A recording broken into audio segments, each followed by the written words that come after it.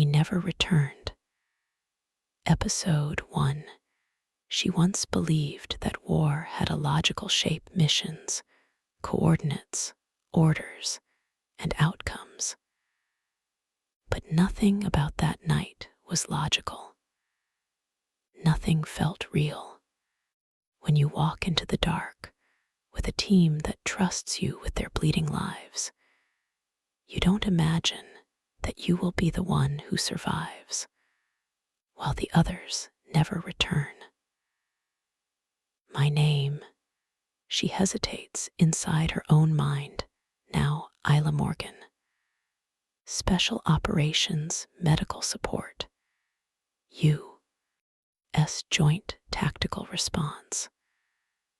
I wasn't supposed to be the one who remembers that night alone. But memory is cruel. And trauma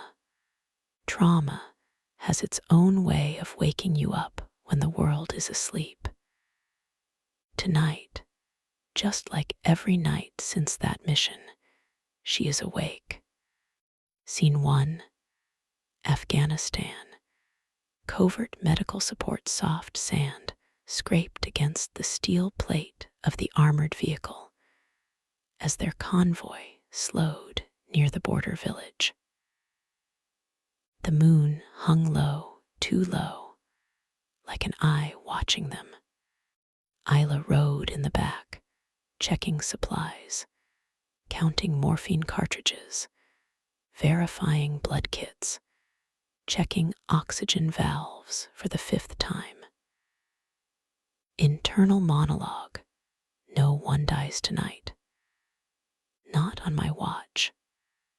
Her team leader, Captain Adrian, leaned slightly toward her from the front seat.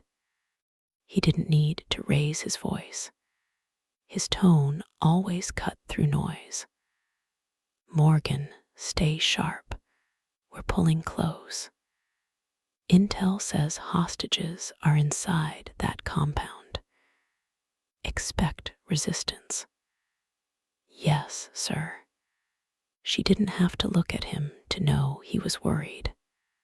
His voice always changed before something went wrong. Scene 2. The silent bond. Isla felt something unspoken between them: respect, maybe more. But there was a rule: no emotional attachment in special operations. Too late for that rule now. She already felt something she wasn't supposed to feel. She hid it behind training, behind medical calmness, behind the sterilized silence of her kits. Scene 3. Contact. Gunfire exploded. Dust, chaos, screams. Isla hit the ground, dragging a wounded operative to cover. Blood soaked through tactical cloth. Her heartbeat wasn't loud. She had trained for this. But one moment shattered everything. Captain Ross looked back at her, shouting something she would never forget. Morgan, don't move. The world went black. Not sleep, not unconsciousness, just gone. Scene 4. Captured. Cold chains. Wet concrete. Unknown voices speaking in the dark. She couldn't see her team. She couldn't hear Adrian. She remembered pain, then silence. She survived 13 days. 13 days without her team. 13 days believing they were dead. 13 days believing Adrian died trying to find her. When she was extracted, she had no memory of how. Only this message whispered in the helicopter: "We're sorry Captain Ross didn't make it." Scene 5. The return. Months later, Isla is back in the U.S. Her medical license wasn't removed, but she no longer trusted herself. She walked through airports, hospitals, even grocery stores like someone else's shadow. She tried returning to civilian medical life, but the silence was louder than explosions. Nightmares returned every night, her team calling her name, begging her not to let them die. Adrian calling from somewhere she could never reach. Episode 1 ending hook. Tonight, she wakes up from another nightmare, sweat, panic, shaking. She turns on the lamp, trying to breathe. Her phone lights up with a message from an unknown number. Isla, I'm alive. Her breath stops. The signature at the bottom of the message. Adrian, fade out. Episode 2, below the surface. The next morning felt unreal. Isla stared at her phone for a long time, forcing herself to believe the glowing text didn't exist. Adrian Ross, her captain, the man she buried inside every nightmare, could not, logically, possibly, be alive. For months, she lived inside grief that felt too heavy to remove. And now, a single message tried to lift it like it was made of nothing. She didn't reply. She couldn't. Her hands trembled as she placed the phone face down on the kitchen table, as if that angle would erase reality. She walked to the bathroom sink, turned on the cold water, pressed her palms into it, waiting for sensation to pull her breathing back. That was the trick doctors taught PTSD patients. Feel something real. It didn't work.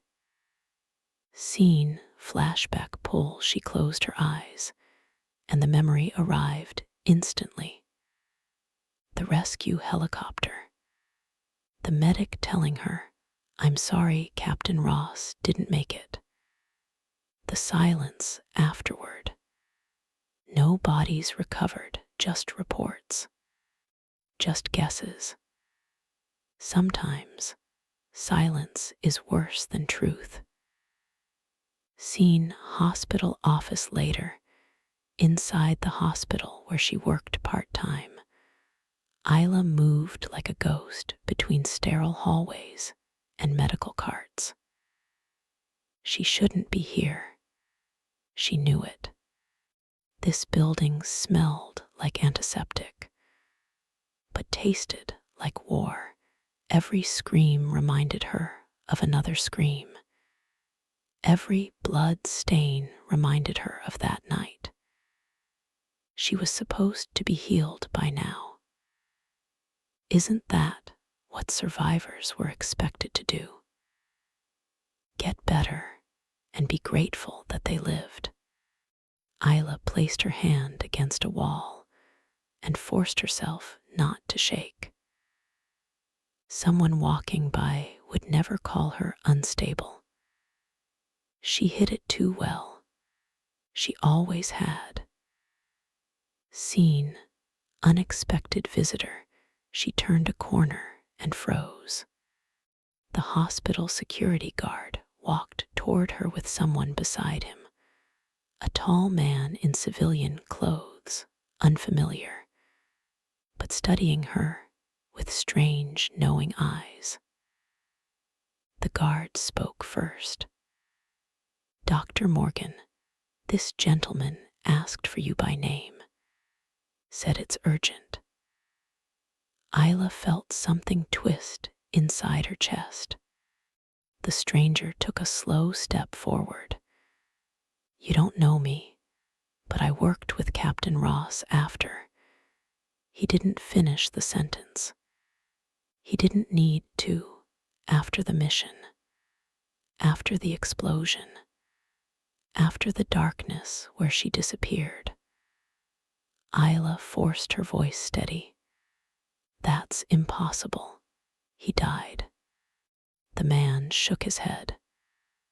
Calm, controlled, and utterly terrifying. He's alive, and he needs your help. Seen truth fracture Isla inhaled through her teeth. If this is a cruel joke, it's not. His tone was military. She could hear it. Even without uniform. We found records, communications, movement, someone matching his profile. We think he was taken deeper across the border.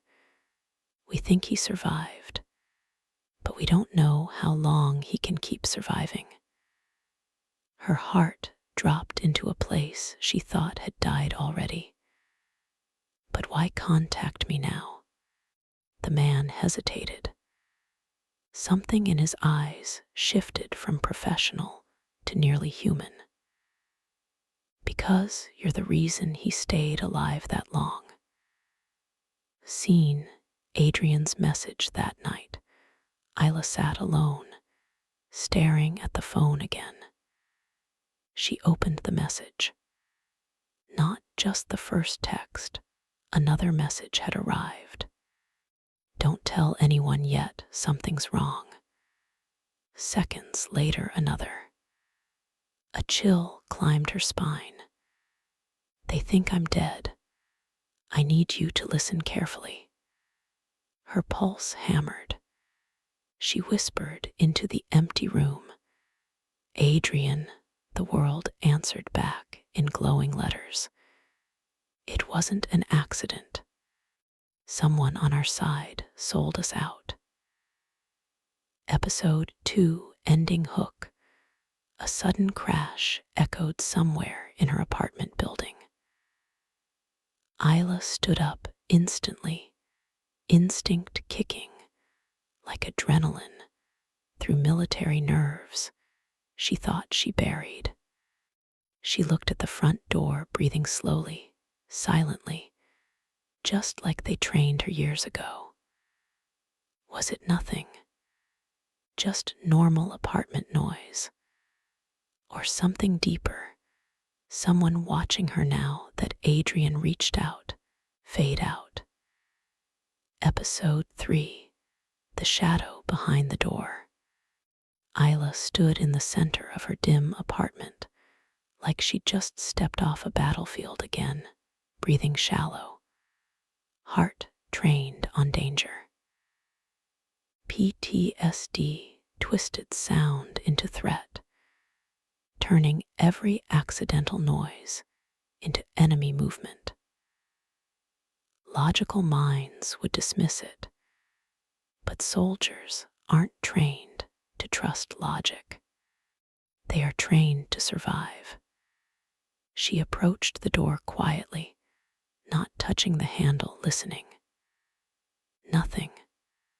Silence held the hallway like someone's hand over a mouth. She waited long enough to feel ridiculous, but not long enough to feel safe.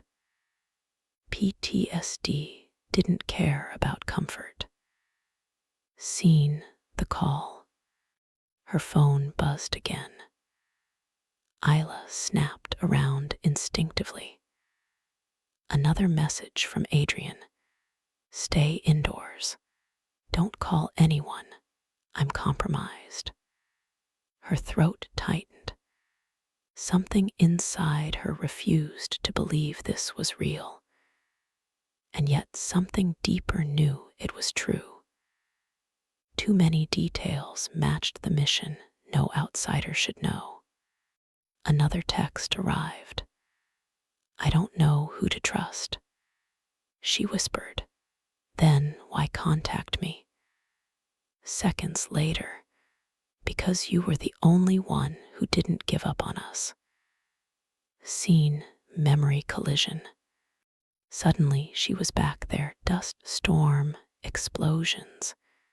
Adrian bleeding in the moonlight, while she fought to stop the hemorrhage with shaking hands. He kept telling her he'd be fine, but soldiers lie when death is close.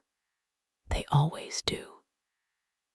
She remembered his voice on the stretcher. "Morgan, if we don't make it out." She never heard the rest. Scene, hospital confession next day. Isla avoided the hospital corridors and slipped into an empty supply room. She needed darkness to think.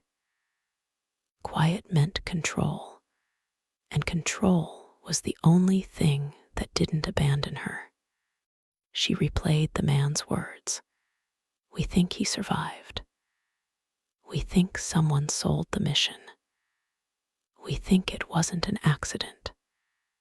Every sentence was a blade. Scene, visitor returns. The same man from yesterday appeared in the doorway. No knock, no announcement. Only people with military clearance could move like that. "Morgan, if you know something, you need to tell me now." Alia narrowed her eyes. "If he's alive, why didn't you rescue him months ago?" He hesitated. "Because whoever sold you out might still be active. And Adrian knows who it is." Her stomach turned cold. "So you're saying, yes, someone inside our unit." Scene, Adrian's voice audio that night. Adrian's messages changed. Longer, slower, like someone speaking through pain. Then audio, a voice message. Her heart nearly stopped pressing play. His voice trembled, damaged, but unmistakably alive. "Isla, I don't know how much time I have. If they find out I'm communicating, just listen. Don't try to save me." Static, grinding, struggling breaths. "It was never an accident. They took us because of what we found." Static swallowed the rest. Scene, the final sentence. Isla rewound twice until she heard the last fragment clearly. "And Morgan, you were never supposed to survive." Her blood froze. Not because he said it, but because someone tried to make sure she didn't. Episode 3, ending hook. Something tapped her apartment window. Slow, deliberate, not wind, not coincidence. Isla looked toward the curtains as a shadow slowly moved outside the glass, watching her from the other side of the night. Fade out. Episode 4. Someone was supposed to finish the job. The shadow vanished, sliding out of sight like it never existed. But Isla stood frozen, breath small, throat locked. She pressed her back against the wall, counting each inhalation, the way combat medics are trained during panic phases.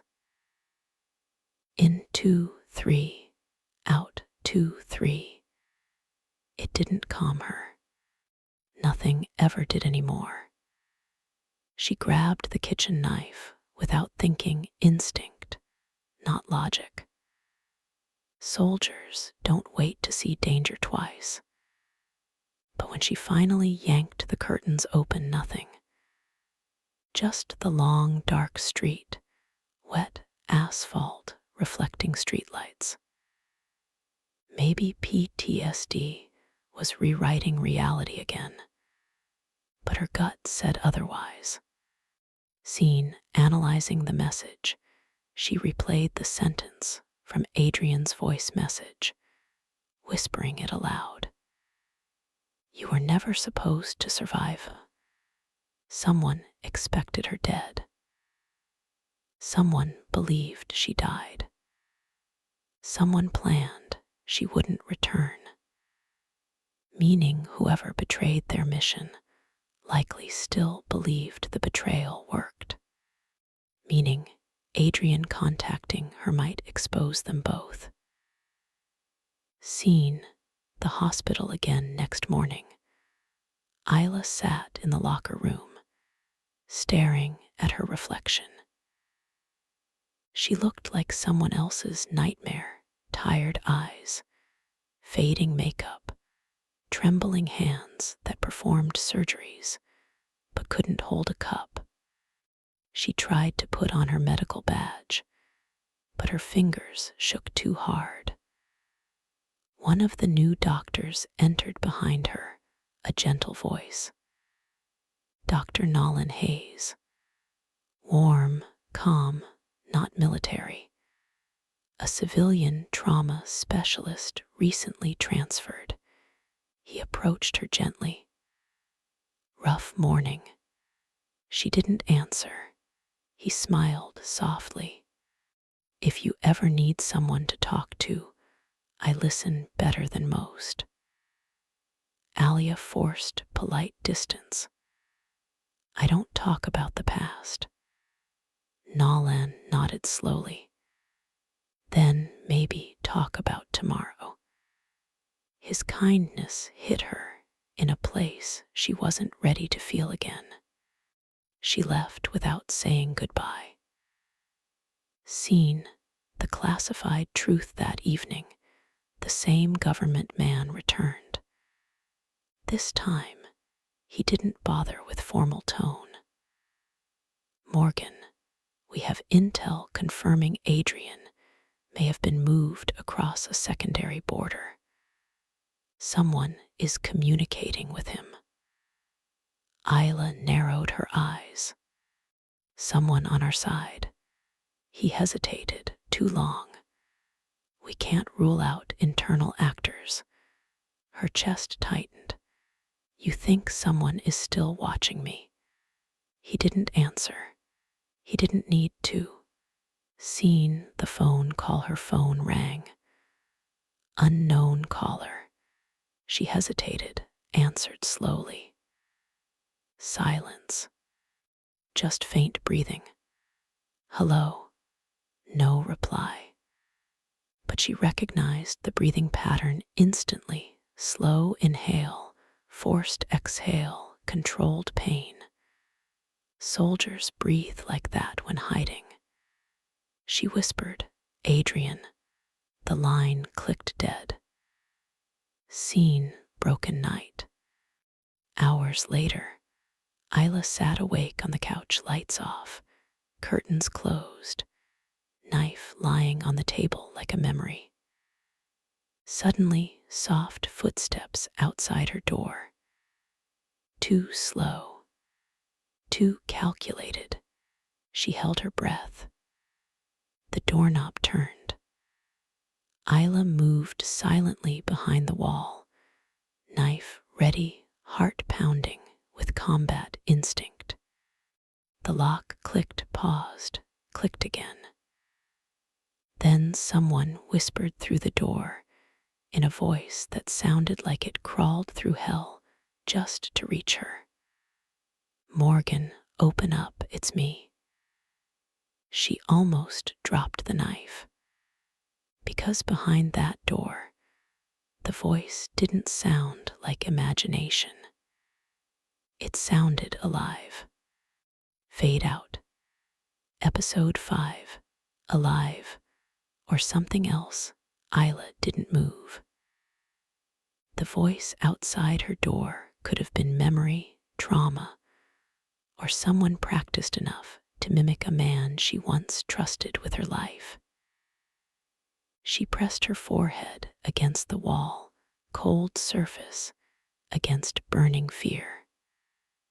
Her voice trembled. Say something only he would know. Silence. Then, you counted morphine cartridges 3 times every mission, even when we both knew they weren't low. Her stomach tightened. No outsider could know that. Not even the military doctors who wrote her extraction report. Isla lowered the knife, but only slightly. "Open the door, Morgan, please." She unlocked it slowly, inch by inch, expecting to see a ghost.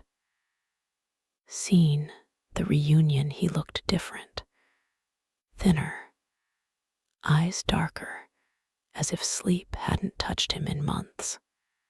Face unshaven, clothes worn, skin pale, like color had left his blood long ago. But it was Adrian Ross, alive. They stared at each other, breathing the same air, but living inside different worlds. He reached forward, then stopped, like touch might break both of them. "I shouldn't be here." Alia swallowed, trying to speak, but her voice refused. How did you survive?" Adrian shook his head. "Later, not now. Someone followed me." Her pulse slammed. "Here." He nodded once. "They think I'm dead. As long as they think that, you're safe. If they see us, everything changes." Seen the unseen threat, a sudden knock downstairs, sharp, controlled, police-like. Adrian's body stiffened instantly. "Morgan, listen to me very carefully. Don't speak." He backed away from the door, slipping into the shadows of her apartment like he'd memorized every dark corner. The knock came again. "Isla Morgan, open up. United States Federal Inquiry." Isla's heart punched her ribs. "Federal now. Tonight." Adrian shook his head violently, mouthing, "Do." His eyes were pure warning. The knock turned into force. 3 officers entered the main hallway of the building.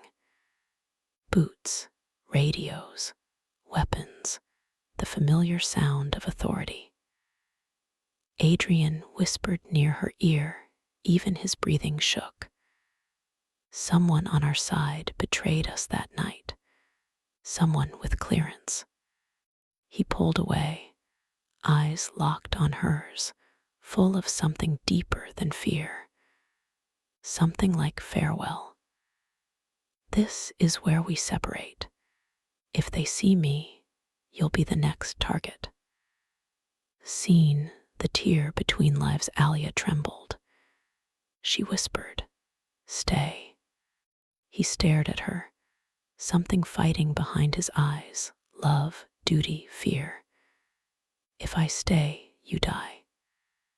He touched her face with a shaking hand, first time, last memory.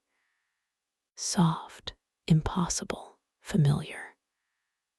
"Morgan, you were the only reason I stayed alive." He stepped backward toward the balcony door.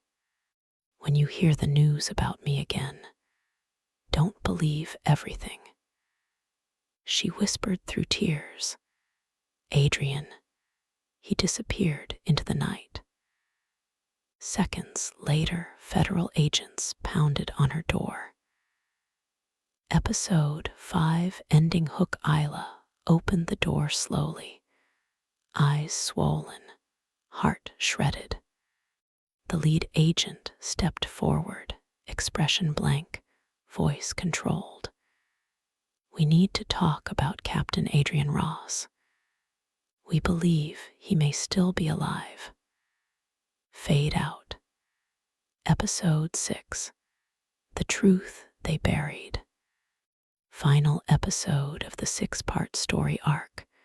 Dark, emotional, unresolved. Designed to push the audience into the next season. Federal agents filled Isla's apartment like shadows made of law. They didn't sit, didn't breathe normally. didn't blink like ordinary people. Their questions were sharp, military, rehearsed, not investigative, but accusatory. When was the last time you had contact with Captain Ross? Isla held her breath. One wrong word could kill him. One true word could kill her. He died in the mission, she said. You told me that. Everyone did. The agent's stare didn't soften. We recently received intelligence suggesting a special operations officer survived the event.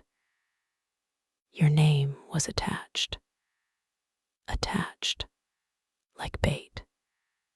Seen, agent pressure, they asked for her phone, laptop, medical files, security logs. She handed over nothing except silence.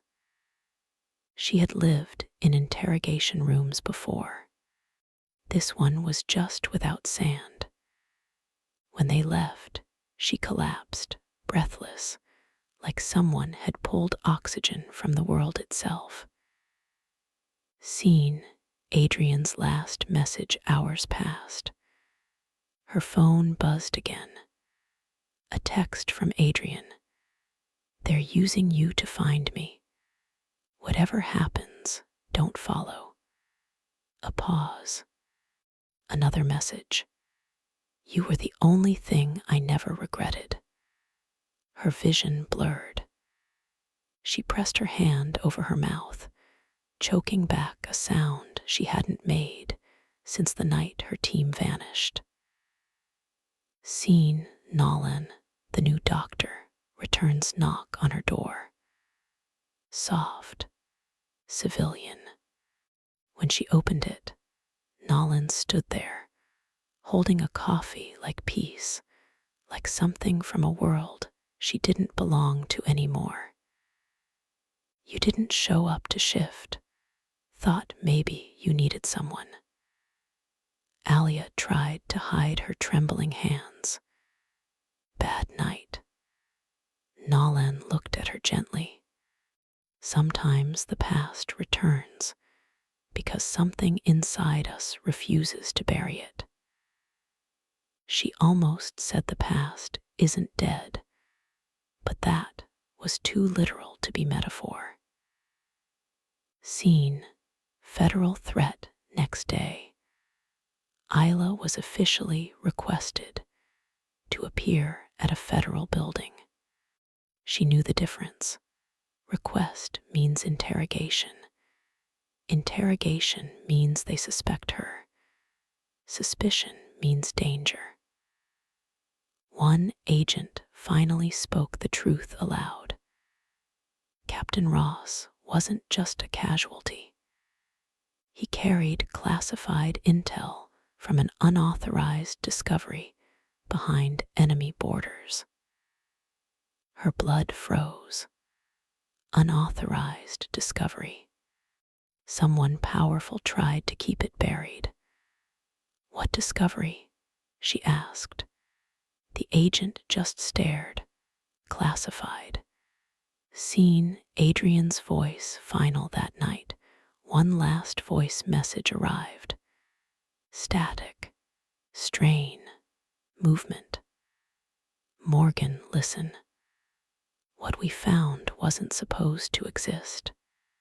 They're not after me because I lived there after me, because I know who sold us out. It wasn't an enemy unit. It was one of ours.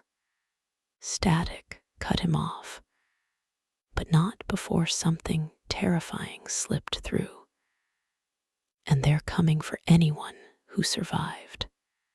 The message ended with a single word, whispered through pain. Run. Her entire body went cold. This wasn't love anymore. This was survival. Seen, final emotional beat. Isla stared out her apartment window. The same darkness Adrian disappeared into knowing something irreversible had begun. She whispered the truth finally. I'm not losing you again. Not to war, not to betrayal, not to her own PTSD. Tonight, something awakened inside her. Not the medic, not the soldier, not the trauma, but the part of her that refused to die the night her team did. Final ending hook, designed to force continuation season 2, her phone buzzed again. Unknown sender. One text. If you try to find him, you'll join your team. Fade out. Series end.